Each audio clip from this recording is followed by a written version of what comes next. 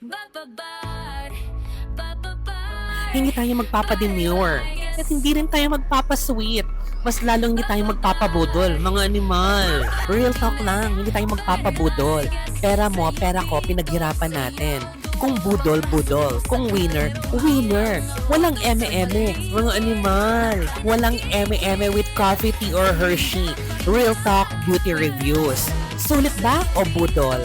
Basura o ginto sa basura? Mga animal. Ang i-review natin ngayon ay itong Taviant Liquid and Cream Face Brush. So, aalamin natin today, result quality, pinaka-importante yon, yung blending performance niya, yung product absorption, finish sa balat, at yung handle at ang control, at ang pinakauli ay yung mismong packaging or mismong itsura ng product. Dito, walang eme-eme. Sasabihin natin kung ano ang totoo.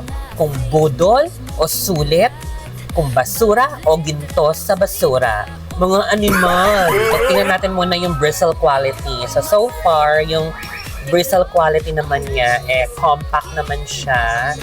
Tapos malambot naman. Kasi importante rin yung parang pag ginanon mo sa mukha mo, hindi siya parang may tumutusok-tusok. So ito naman, hindi naman siya parang may tumutusok-tusok na, kasi alam mo yung mumurahin na brush, may tumutusok-tusok. Ito hindi naman. Tapos, buo naman siya kasi importante rin sa brush yung hindi siya masyadong malambot, hindi rin siyang matigas na matigas. So ito, nasa gitna naman siya, okay naman. Kasi pag masyadong malambot yan, pag ginanong-ganon mo, lalo na liquid brush siya, ako, hindi mo makokontrol kung paano mo i-blend yung product sa mukha mo. So, okay naman siya. Tapos, yung packaging naman, nakakasus siya. Wow! Actually, yung kulay niya, I like it. Parang pang mayaman na brush. So, ito nga po pala, nag-range yung price niya from 690 to 700. Parang ganun, around 700 pesos for one brush lang ha. So, hindi siya mura. So, yung itsura niya, mukhang elite, mukhang expensive brush. I like the color. So, i-try na natin siya, yung performance niya. Gamitin na natin siya for liquid foundation. I-try na natin sa mukha ko. Okay, naglagay na ako ng liquid foundation sa mukha ko. So, let's try yung Taviant. Ay, nagkalat-kalat siya. So, ang titingnan natin dito, yung blending performance niya, yung product absorption. Sabi ko nga kung mas napupunta dun sa brush kaysa sa mukha yung product. Tapos yung handle and control. At yung finish sa buong mukha mamaya. So, tingnan natin. So, tingnan natin yung blending powers niya.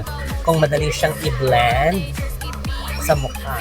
Ayan, kung madali siyang gamitin para pang-blend sa mukha. At tingnan din natin kung mas nakukuha nung brush yung foundation kaysa dun sa mukha natin. So far, hindi naman. Kasi, ayan, kita nyo, yung mga tuldok-tuldok ng liquid foundation na linagay ko, ayan, ano naman sa mukha. Ayan, ayan. Yung blending powers niya, ayan. Okay. Okay naman. So, madali kong na-spread yung mismong liquid foundation sa mukha ko. Ayan. So, ang ginagawa ko yung parang dabbing motion, yan, ganyan, dab.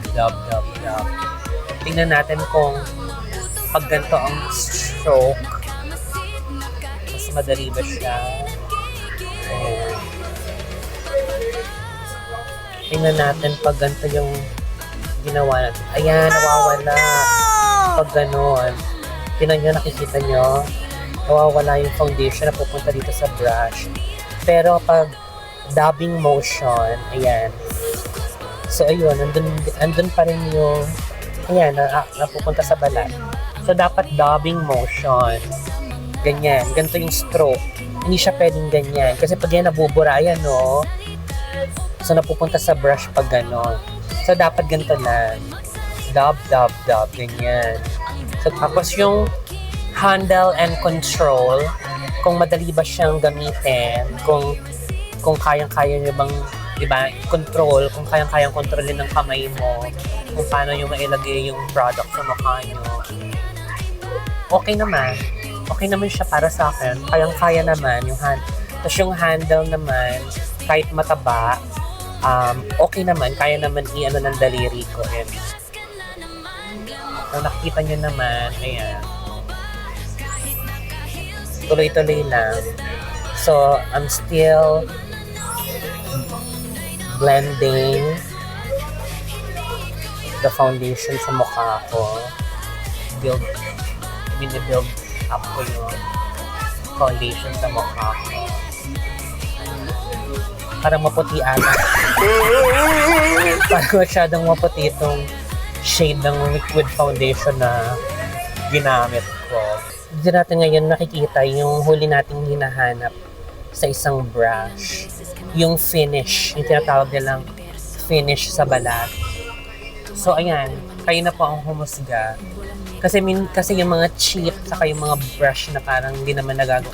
Di ba minsan parang nakikita nyo may patsi-patsi, hindi pantay, tapos parang may buo-buo. So ito, sabi ko nga kanina, dapat dab-dab motion lang, hindi pwedeng gaganon. So ito, ayan, maganda naman yung finish. Walang parang buo-buo. So, na-spread naman niya, na-blend naman niya yung product evenly sa mukha ko. Ayan, oh. Ayan. So, okay naman yung finish niya sa balat. So, pasado siya. So, overall, pumasa naman siya sa akin. So, kung sulit ba siya sa worth 700 na brush, kung talagang kayo yung tipo ng tao na talagang gumagamit lagi ng liquid foundation, sulit siya for 700 pesos. So, ayan, nakita niyo naman yung performance niya. So, para sa akin, pumasa siya sa akin, sulit. Sulit itong Teviant Liquid and Cream Face Brush. So, pumasa siya. So, walang eme-eme. Pumasa sa atin itong Teviant Liquid and Cream Face Brush. Mga animal, tandaan nyo, hindi hawak ng makeup na ito or itong makeup brush nito ang kapalaran mo.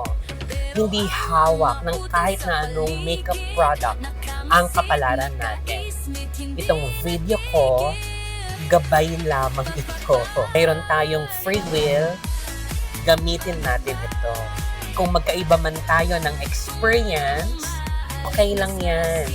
Dahil dito, sa Coffee Tea or Hershey, walang eme-eme. Mga